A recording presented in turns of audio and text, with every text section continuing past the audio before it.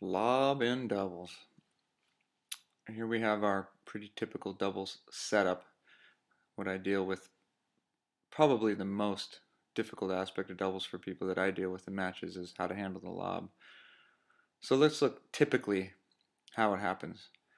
We have the setup here, and you'll come to realize as we go through this more and more that whether you're, again this being you, the red O, whether you are up here in that position or back here on the baseline, the lob, if player X hits a lob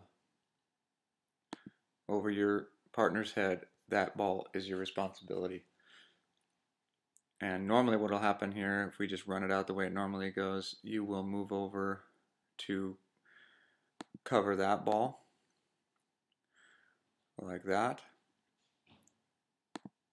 vacating that position there. You'll get there, call out the switch, and your partner at the net will move over there, leaving that position behind. And then player X here on this side will recognize once it gets up over your partner's head that they have the option of moving up into that position or staying back. Let's just play it as they came up into that position, leaving there behind. And then you're basically faced with only one option here, which is throwing that ball up in the air close toward the middle of the court. Now that's how it normally happens, and if you take a look right here, your partner is hung out to dry. You don't hit a very good shot here, you don't do much with this ball, and you got this hitting lane right here in between us. I mean, obviously your partner's not going to want to deal with an overhead. This is not a good position to put your partner in. So let's reset the board here. Go back to where everybody was.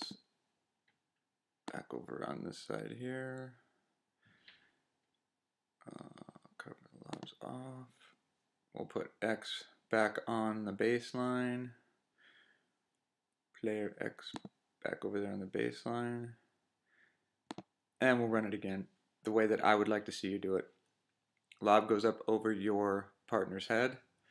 You again move over to cover that lob, leaving this position. And now, because you and your partner are such great teammates and you know each other so well and you've been through this so many times, your partner automatically, knowing that you're going to lob and buy them time, moves back to that position right there. Just like that.